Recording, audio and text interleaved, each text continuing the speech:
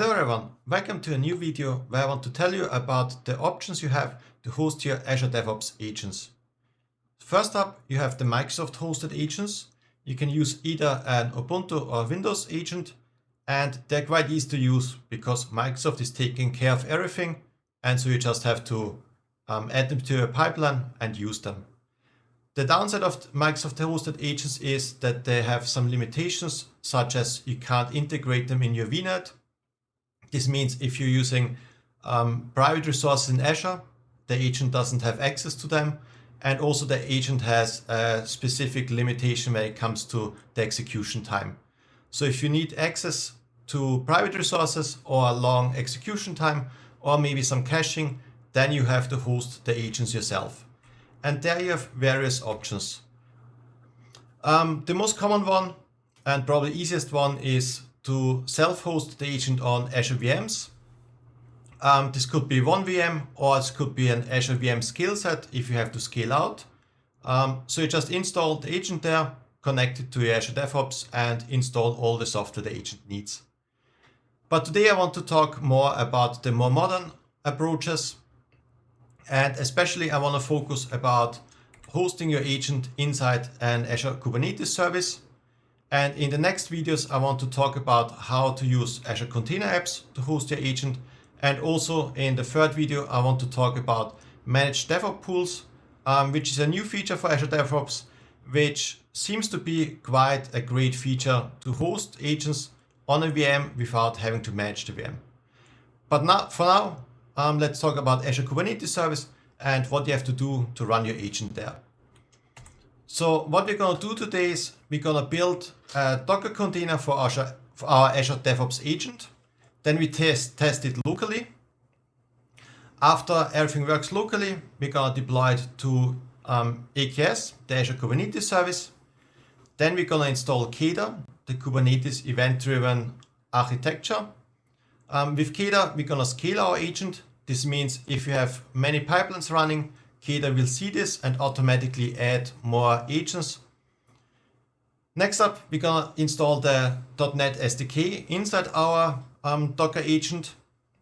So we are able to build .NET applications. And lastly, we're going to install Podman so we can also build Docker files with our Docker agent. And now let's get started with the demo.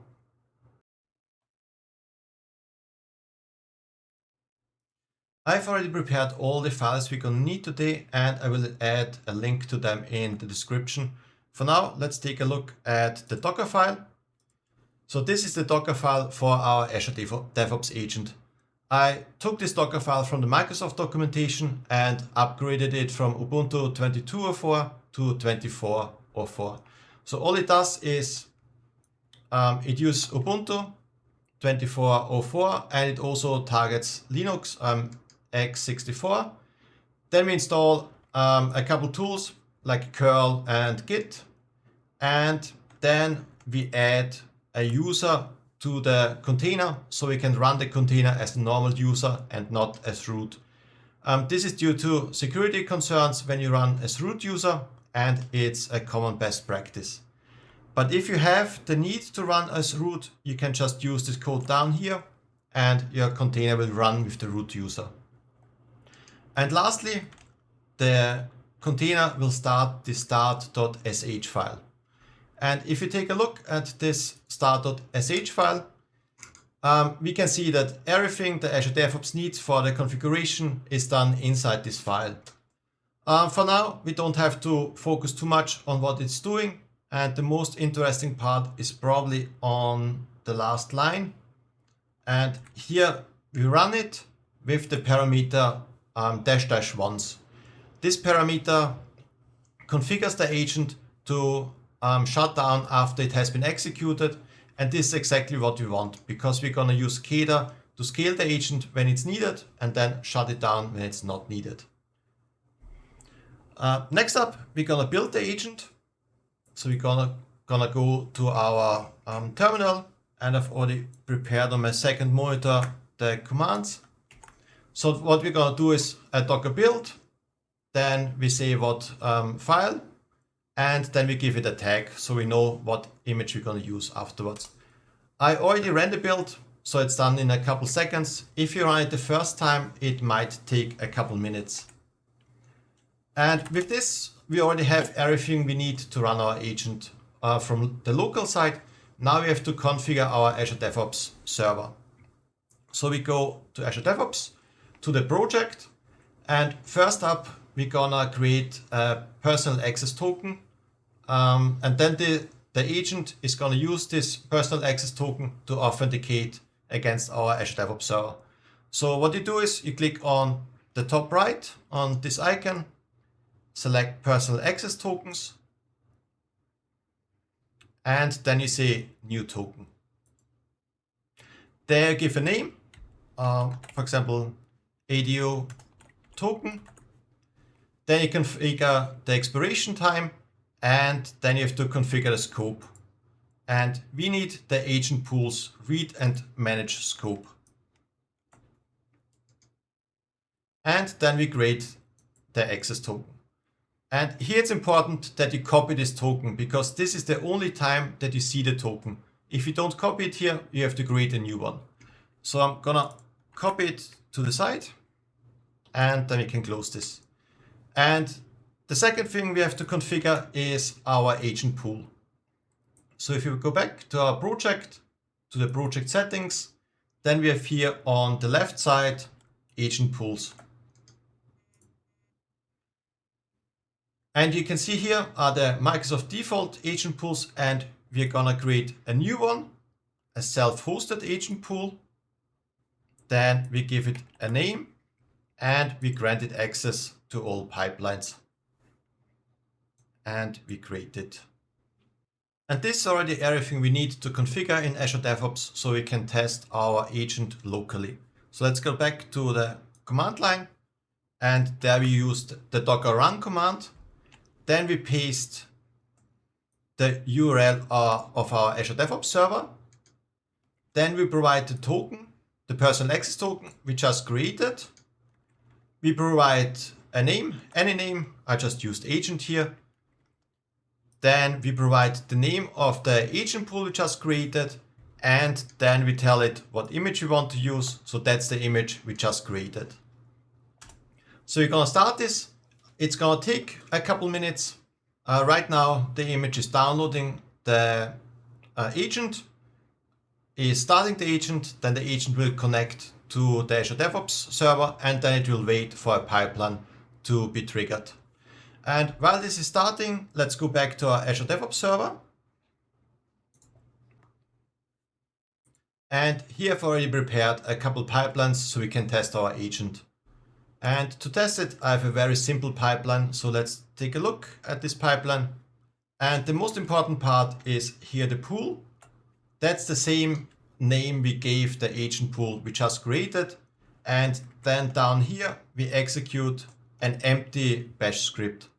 So all this pipeline does is let the agent connect to the pipeline, run an empty script, and then it should down once it's finished. So let's take a look if our agent is already running. Now the agent is connecting to the server. It's registering the agent in the pool, and now the agent is waiting for the pipeline to be running. Which you can see down here, it's listening for jobs. This means it's ready for the pipeline.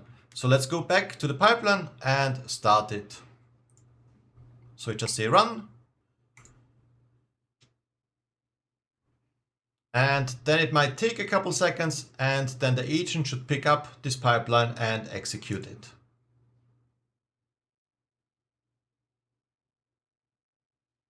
So you can see it starting. If we go back to the terminal, we can see that the agent is running the job 1, the one from our pipeline.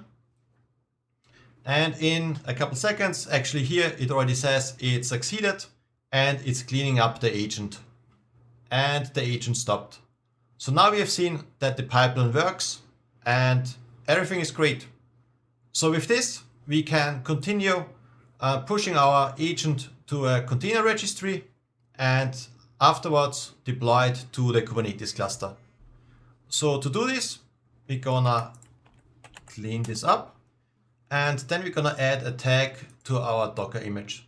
So to do this, we use the docker tag command, then the name of our image, and then the repository where you want to push it. In this case, it's my name, Wolfgang Ofner, and we use the same name, ADO agent, and we're gonna give it the tag 1. And with this, we can push it to Docker Hub. That's a public registry. So in case you want to use my agent and don't want to build it yourself, you can just use this one. And to push it, we're gonna use the docker push command. And then we're gonna push it to the new repository. And while this is pushing, we can prepare the deployment to our Kubernetes cluster. So if you go back to Visual Studio Code, here we have the deployment file. And what this deployment file is, first it creates a secret. The secret contains the personal access token, and then it configures the container you want to deploy. So the first part here, the secret, and there you can see there's a comment. So I made a comment everywhere where you have to replace something if you want to use the same code. And here we have to provide the token we created before, the personal access token. But since it's Kubernetes, it has to be encoded base 64. So let's copy our token and let's encode it first. You can do this easily in Ubuntu, or if you use Windows like me, in the WSL2, and use the command echo, then the token, and then pipe base 64. And this gives you the string with the base 64 encoding. So we copy this, go back to our deployment YAML file and paste it in there. Make sure it's in one line. Okay, that's good. And next up, we want to configure our deployment. So what we're going to do is quite basic. So we have one replica. This means we're going to deploy one container. Then down here, we configure the image. So this is the image I just pushed to Docker Hub. Then down here, we configure the URL to our Azure DevOps server. And all the way down here, we have a reference to the secret, which we just defined all the way up there. So with this, we can save the file and then start the deployment. So if we go back, the image has been pushed, so we are ready to deploy it. So let's clean up the terminal. And I'm already connected to a Kubernetes cluster.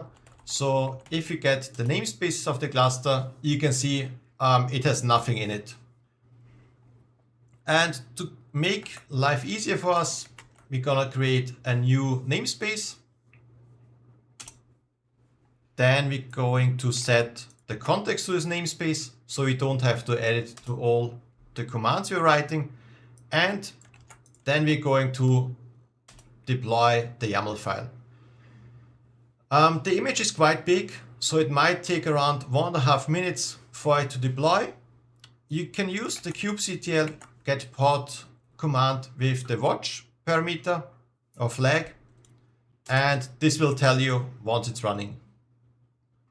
And since I already started before, it was already cached and it's running immediately. But if you do it the first time, don't get worried when it takes a couple minutes.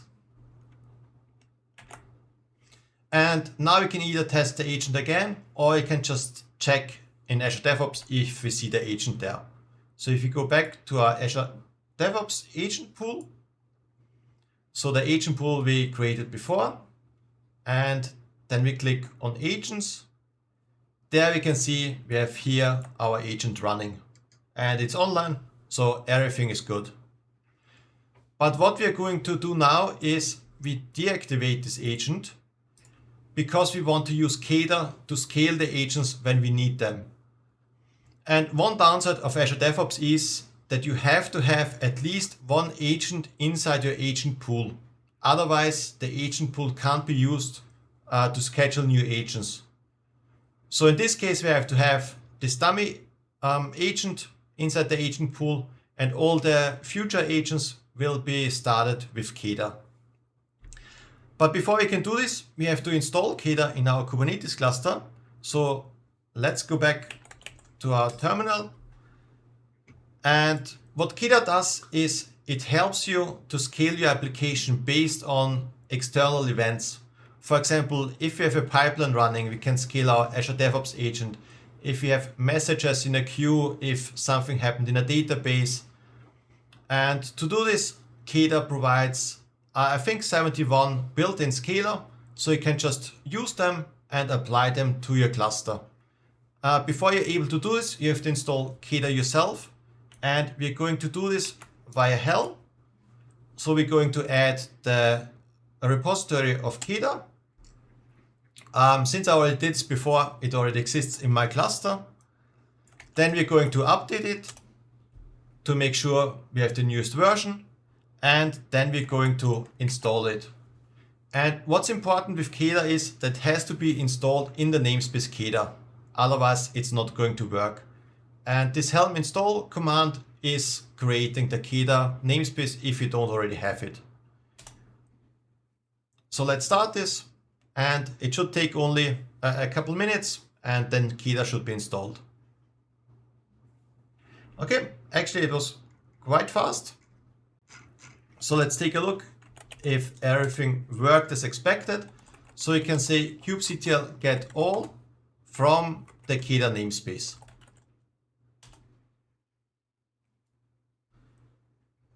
Okay, there you can see that our deployments are not ready yet. So I'll be back once they are ready.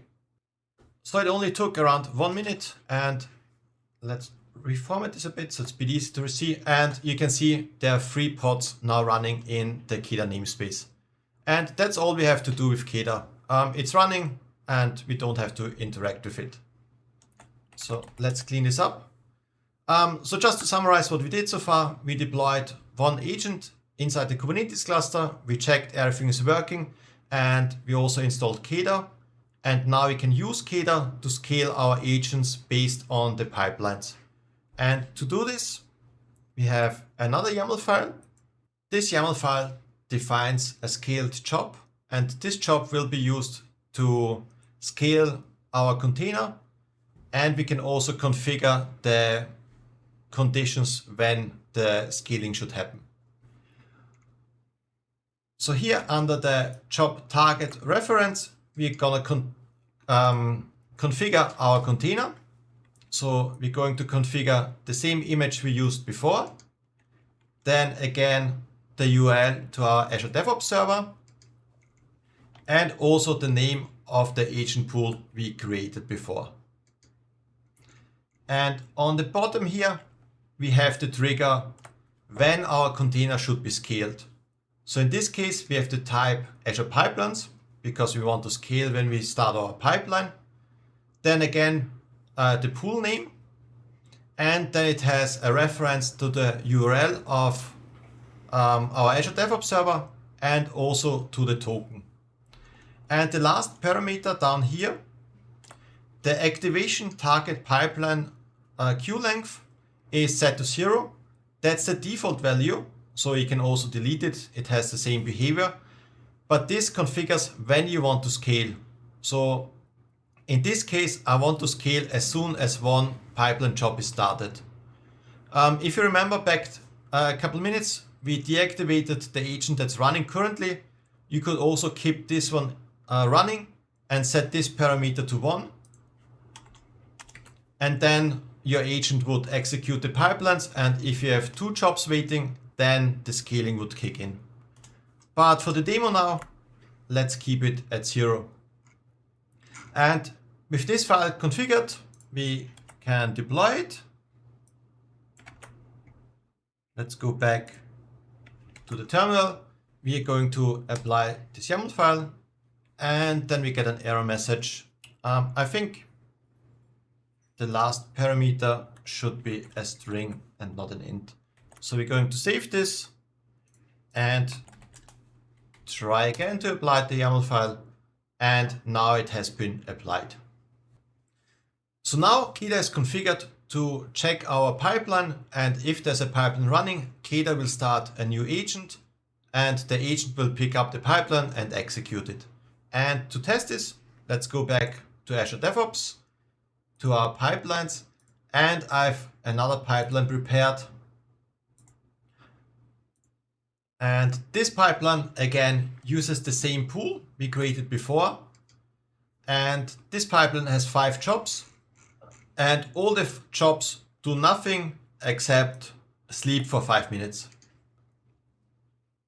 So since I have 5 jobs, once I start the pipeline, it will request 5 agents, and then we'll see what KEDA is doing. So let's start the pipeline. And to monitor what KEDA is doing, let's go back to the command line and use the watch command on get pod. And there we can already see that KEDA already started a couple pods and now is starting even more. And if you go back to our pipeline, we should see that the pipeline is running in a couple seconds. And there we can see. But what's interesting is here, we have 2 pipelines running, these 2, but we also have 3 pipelines that are queued, even though we have 5 agents running. So if you look back at the terminal, we can see here 4 agents and here the 5th one running. And this is again a limitation of Azure DevOps. My Azure DevOps server only has a license to run 2 parallel jobs, and therefore it only runs 2 pipelines. KEDA doesn't know this. KEDA sees there are 5 pipeline jobs, therefore it starts 5 agents, but Azure DevOps is restricting this. Therefore it's only running with 2 agents right now. So we have seen that KEDA is scaling the agents, they are picking up the pipeline and are executing the pipeline. So what I did is I canceled the pipeline, and we can see here that all the agents stopped and they are not running anymore.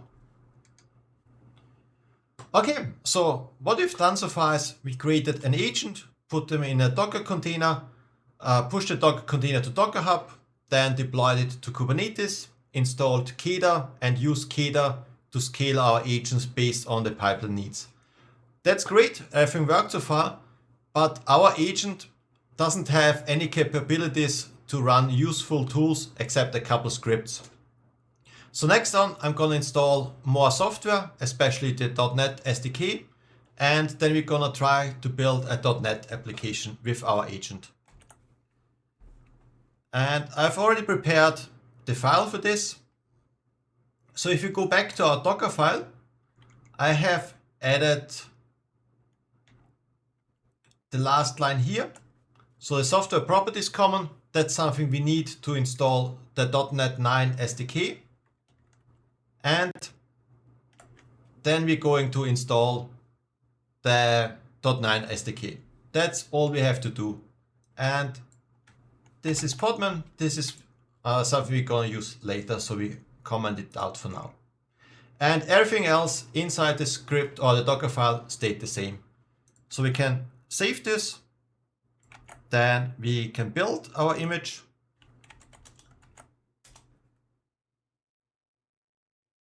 And again, I did this before, so it takes a couple seconds. When you do it the first time, it might take around 5 to 6 minutes because the .NET SDK is quite big. And now you could test it locally, but I think everything's going to work. So I'm gonna tag it and then push it directly to Docker Hub. So I'm going to use the same tag as before, the Wolfgang Ofner ADO agent, but this time I'm using the tag number 2. And then I'm going to push it to Docker Hub.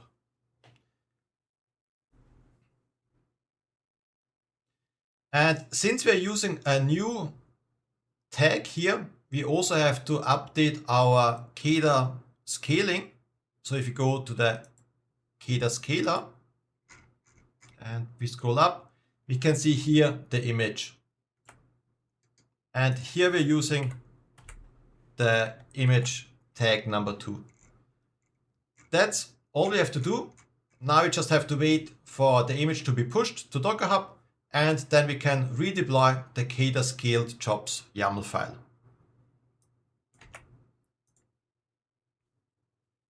So this should be done in a couple seconds, hopefully.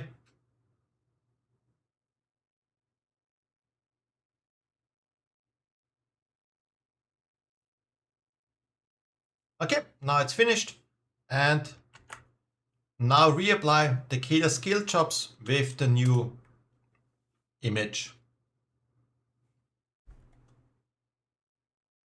Okay, everything worked. And now we can test if we can build our .NET application. So let's go back to Azure DevOps, and I've prepared a pipeline that's building a .NET 9 application. As you can see, I tried it.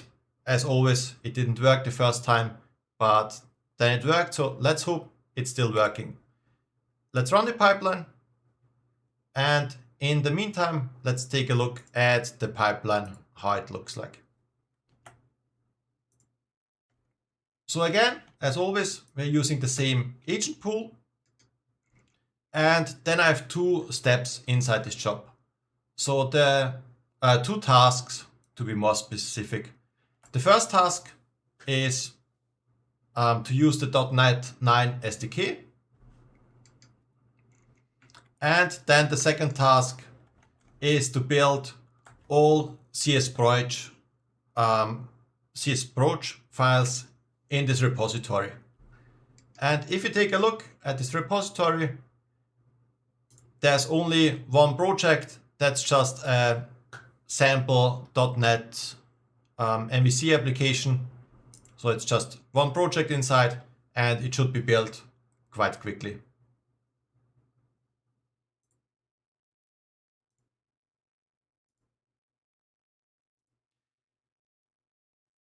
This time it takes a couple minutes because the image is downloaded for the first time to the cluster. And once the image is running, I will be back. While I was waiting for the container to start, I saw that there was a problem, and I had to go back to rebuild the container. And the problem was here that I forgot to add the curl command or tool to the container. So what I did is I rebuilt the image, I pushed it to Docker Hub again, and then the container started, and we can see here the pipeline was executed successfully. So my agent inside the Kubernetes cluster was able to build the .NET application. And lastly, I want to build with my container agent a Docker file.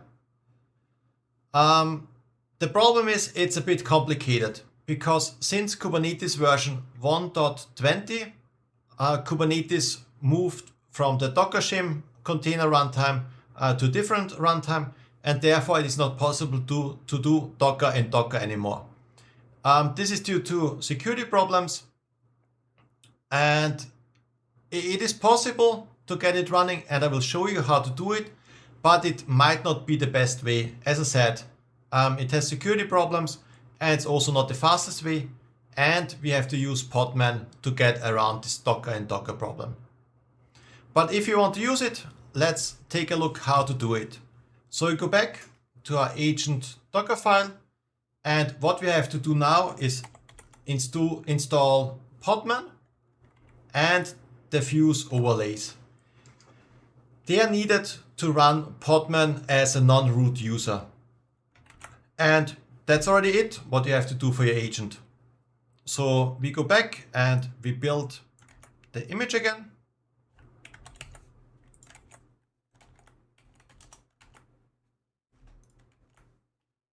Let's copy the command.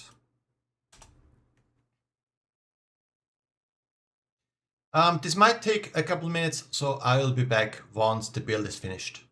The build actually was faster than expected, only took a couple seconds, and we have our new image. And as before, we're going to tag this image.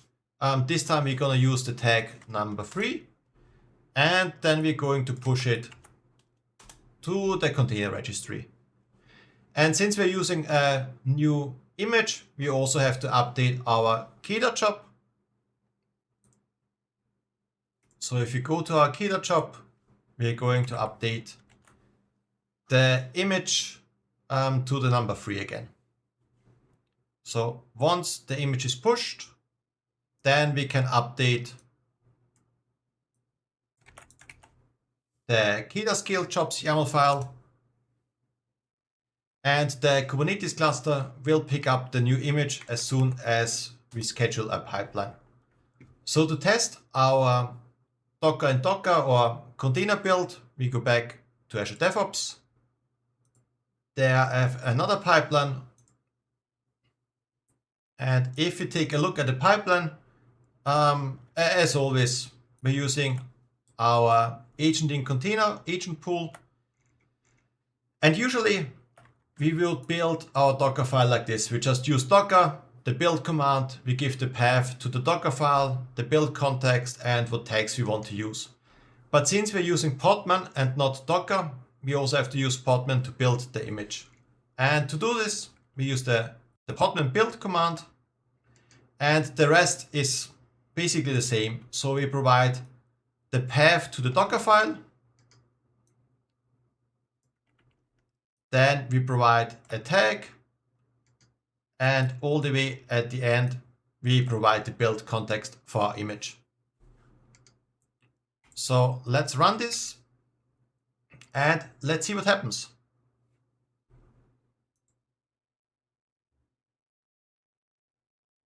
Since it might take a couple minutes to start again, I will be back once the image is running. KEDA started our agent. The agent picked up the pipeline and executed it, but as you can see, there was a problem. So if you take a look at the build Docker image task and we scroll a bit to the right, then we can see here the error is something is not a shared mount, and this could cause issues or missing mounts with rootless containers. That's here the message. And this is a problem when the container is running in a non-privileged mode, which is advised because, again, for security purposes. And the only workaround I found is to run the container in a privileged mode. So if you have a better solution, I would be happy to see them in the comments. But for now, let's run our image in a privileged mode.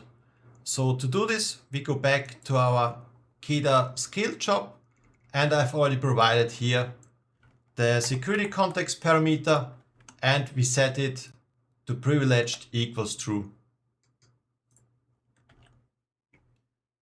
Then we're going to redeploy the KEDA scale jobs YAML file, and we're going to test our pipeline again. So if you go back to the pipelines and we run our Docker pipeline, now it should work.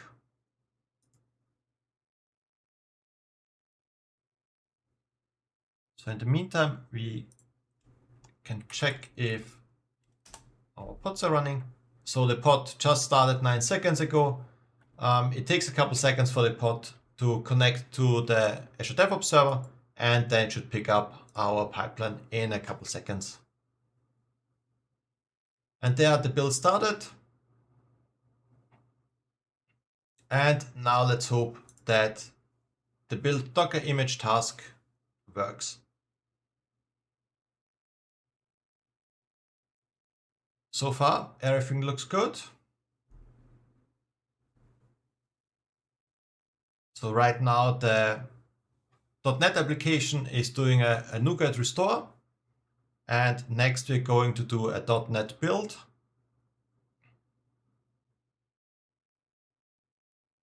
I haven't showed this Docker file yet because it's just a Visual Studio created Docker file for a .NET application, so there's nothing special about it, and you can use any Docker file you want to run your application or build your applications.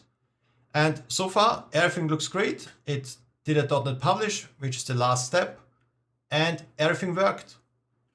So now we used our Azure DevOps agent that's running inside a container in Azure Kubernetes service to build a Docker file in Azure DevOps. This brings us to the end of the video.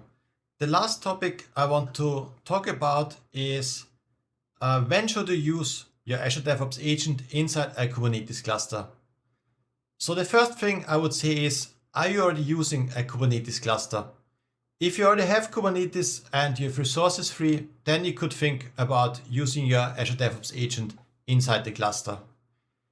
The next thing would be, what do you want to do with your agent?